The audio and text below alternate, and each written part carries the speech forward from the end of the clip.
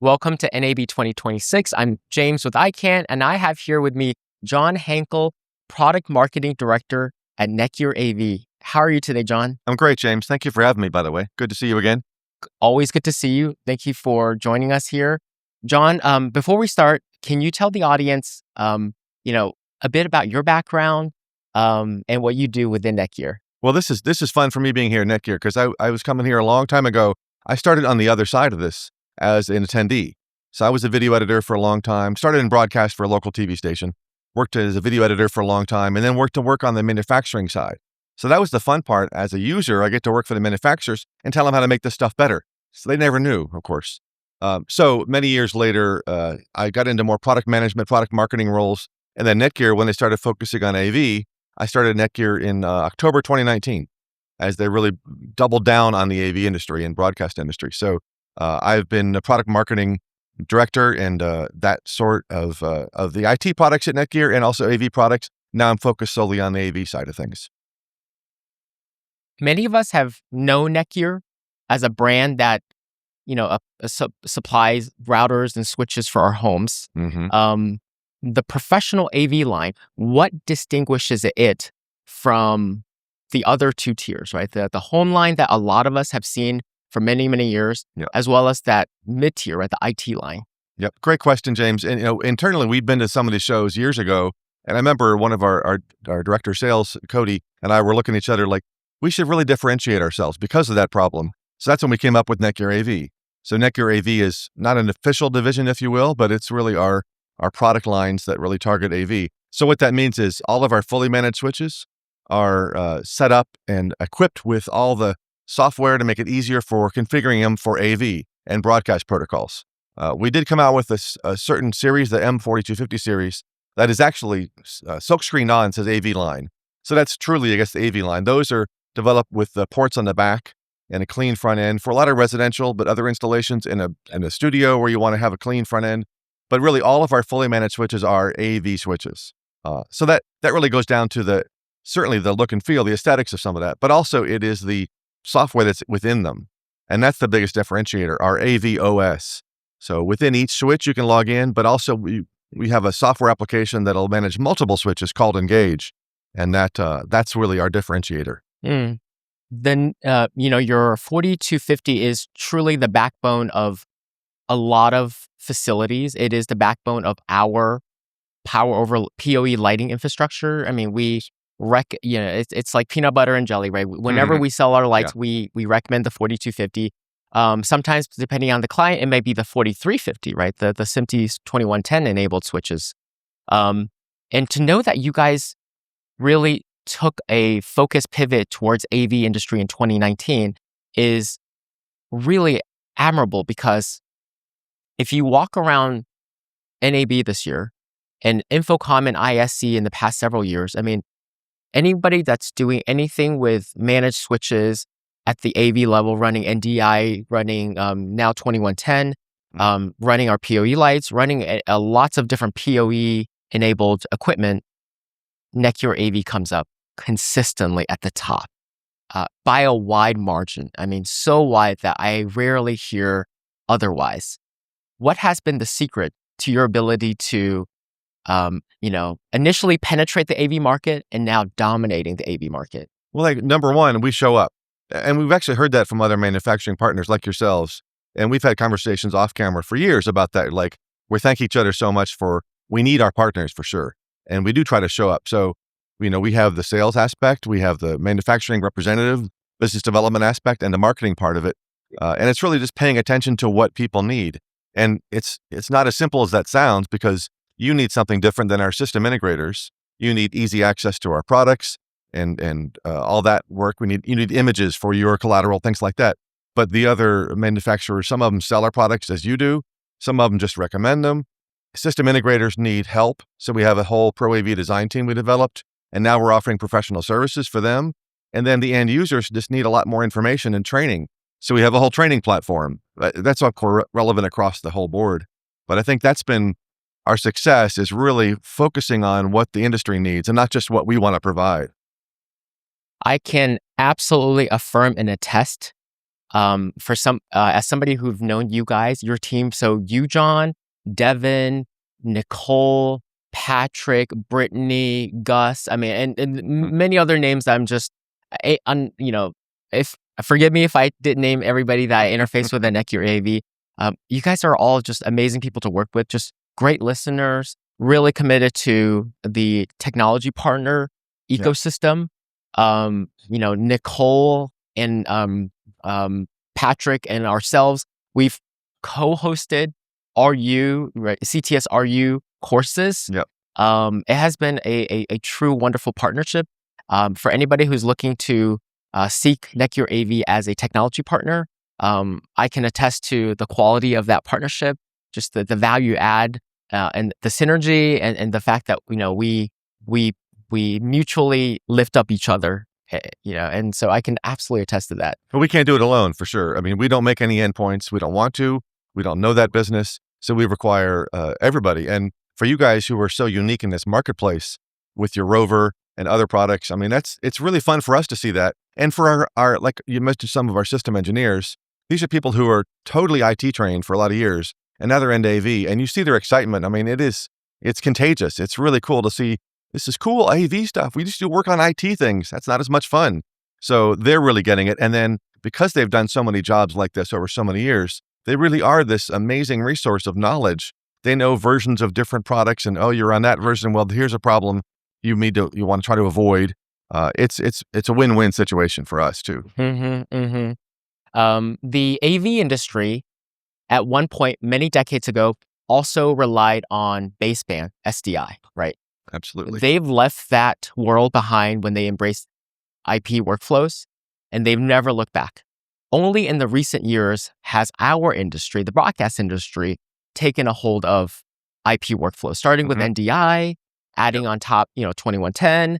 Around the same time, we introduced our PoE lighting, and many other manufacturers who also see that the future of broadcast has to be what the AV industry took, which was adopting the IP workflow, leveraging automation.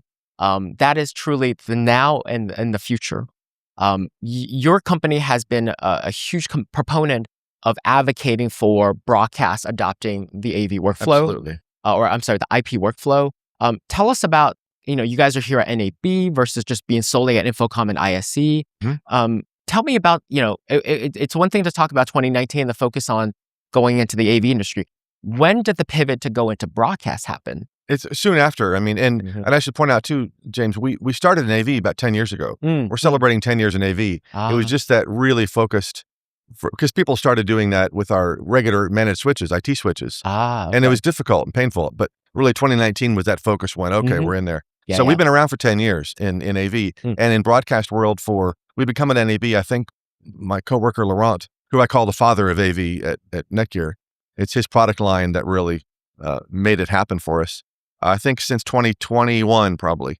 We can't count 2020 because that was a weird year. That was a weird. But so I think 5 years we've been coming to NAB. Yeah. And it's a little slower to adopt, sure, because they're making sure, broadcasters rightly so have to ensure their signal integrity and timing and everything. And for AV, it's less of a stringent requirement.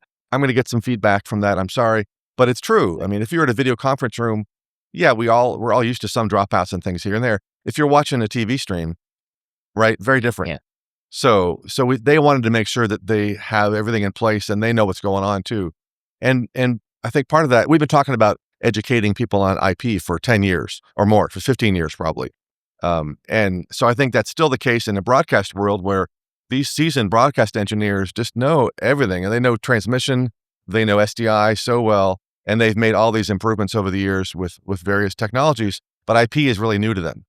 And then IT departments are also kind of new to AV sometimes. So we're still in the same kind of mode where we were for commercial AV a few years ago. And I think that's helped broadcast because some of the kinks have been worked out on the AV side. And like we've developed higher, more capable switches, higher bandwidth, more capable switches, and now can do the Grandmaster boundary clock for 2110. And broadcast can take advantage of those years of learning that we've done with AV. That's so insightful. As we're talking about this shared workflow, right? The shared IP infrastructure allows this discussion about convergence between broadcast and AV, and it's one where it's imagine like you're on the broadcast side and you're seeing AV technology and workflow flowing into broadcast, and vice versa. You're on the AV side and you're seeing broadcast technology kind of converging into the AV, right? So in some ways the industries are coming together, but in other ways it's like the industries are still in their own respective sides, but just adopting workflows and technologies from either side. Where do you see, what of that transition seems to you is the most interesting? I mean, for me, for Netgear, of course, it's all interesting. Yes. It's all over IP. Yeah, so you guys are benefiting from both sides. That's easy. But I think it is interesting because, we look at market data, and groups like Avixa publishes some awesome market data on that, and they have a broadcasting category, and have had for years. So the discussion really is, what is broadcast now, I think. Streaming for a corporation like Netgear or somebody else, if you guys have your own studio, you probably have your own studio at Ikan. We do. Yes. Is that broadcast, or is it streaming? Is it commercial AV? It's hard to differentiate those two, and maybe we don't need to as much. But of course here, like there are certain vendors that will come here to NAB that will not be at Infocom. Of course, there are certain audio companies and certain video. Of course, all the transmission, satellite, blah, blah, blah, all that stuff is very unique to broadcast. But I think a lot of us will be at both shows. A lot of us we'll see some of the same customers at both shows too. So the lines are blurring, and I think there is that convergence. It's funny because the word convergence, when you talk about AV and IT, is often meant the network convergence, which is a whole different topic. So we still advocate for a separate AV network, by the way.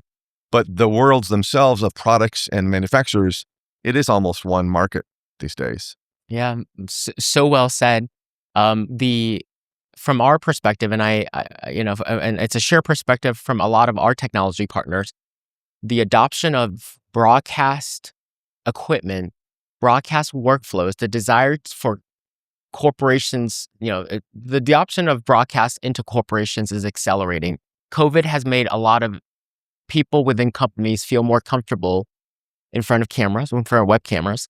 Here we are. And as more people turn away from commercials and the overtly scripted content for these open-ended dialogue formats, which is more genuine, which allows you and I to speak off the cuff. We didn't script any of this, right? This is just us talking back and forth, having a normal conversation. More and more customers are gravitating towards that. There's a deeper connection. There's people love to hear stories, and these opportunities allow us to share stories, right? The story of AV, 2016, 2019, that you've shared with us. These are stories that I think really resonate with customers and really creates a greater degree of stickiness when it comes to brand awareness and value add market penetration, and really do feel like corporations are understanding that the ROI, or the internal rate of return for these formats of marketing content is higher and more effective than even coming to a trade show like NAB. Or there's all sorts of ways that every company pursues marketing, right?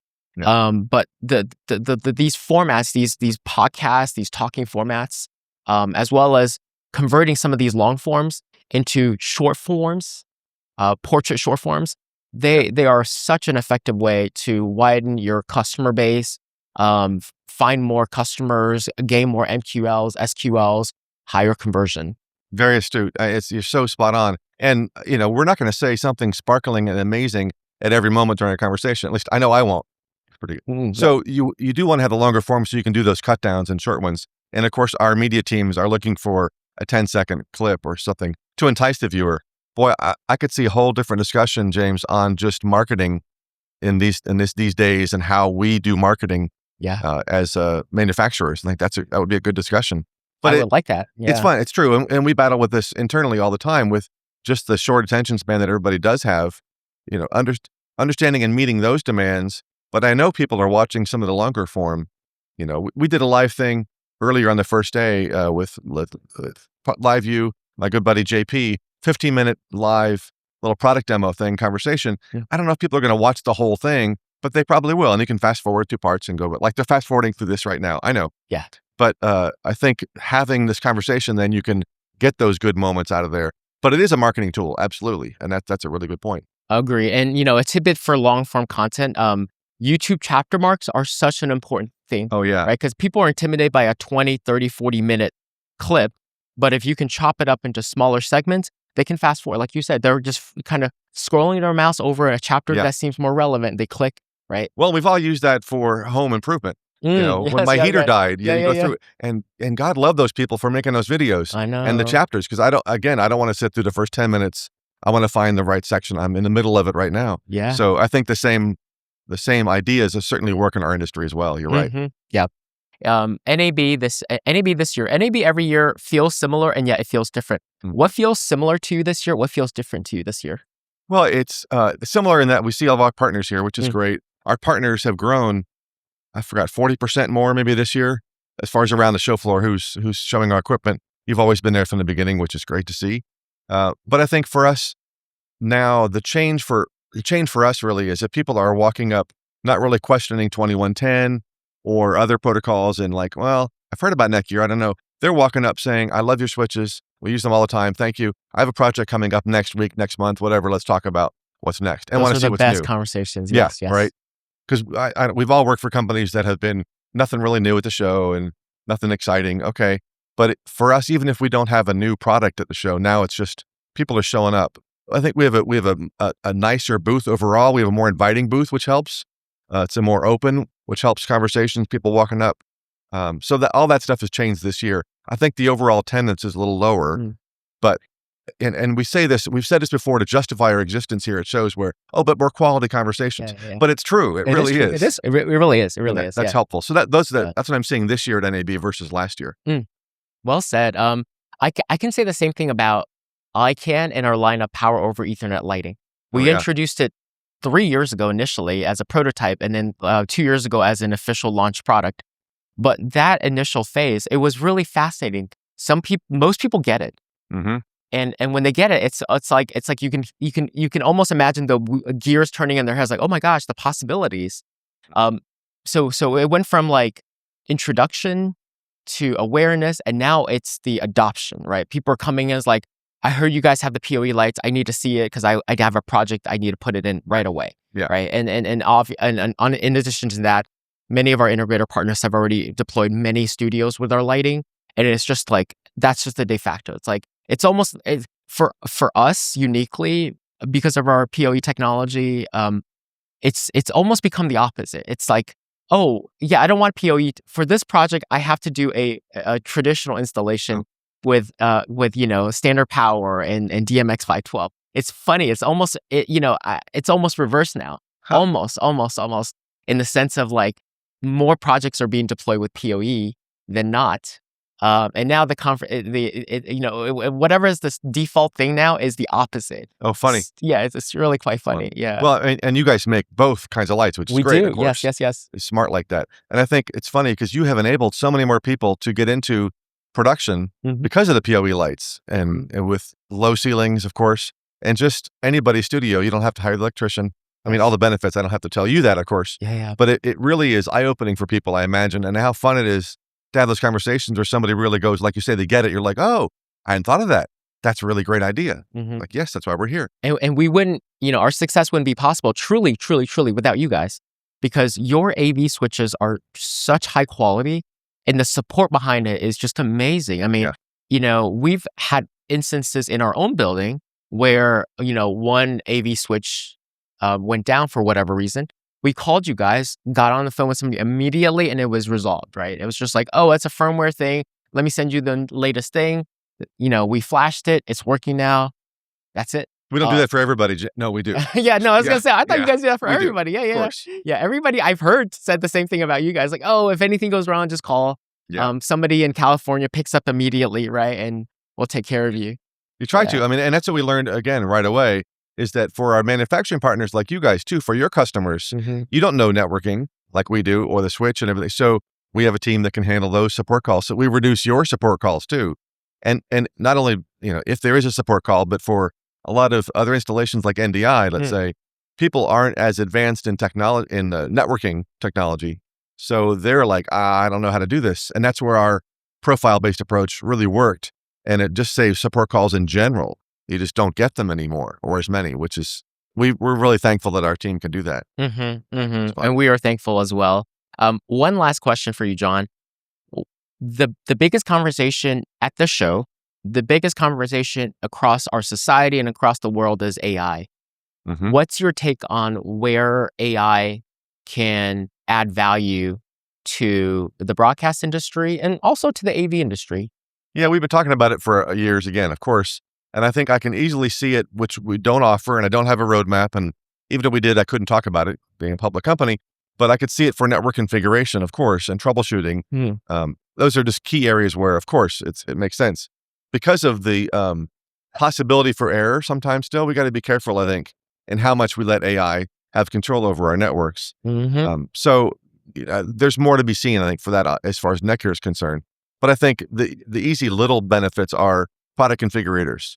Look, I have these endpoints from this manufacturer, and we can get all that data from the internet, of course, from the websites, and then figure out what kind of switch we need, how much PoE power, blah, blah, blah. That's where I see a huge benefit from that, from product configuration standpoint, and then spitting out a network design. And then you can massage it and change it, of course, as you need to. But I don't say that I have a crystal ball to see where we're going to go with that just yet. Completely understand. The possibilities are endless. Yeah, it's a fascinating new frontier. Yeah, right? Definitely. Fascinating. Well, John, it's been such a pleasure talking with you. Likewise. It's been a pleasure knowing you all these years. I've really enjoyed all of the ways that we've partnered together as technology partners for, marketing and value add and supporting our mutual customers. And I look forward to many years to come. Feel the same way, James. Thanks so much for having me, and I look forward to our continued partnership. Thanks, John.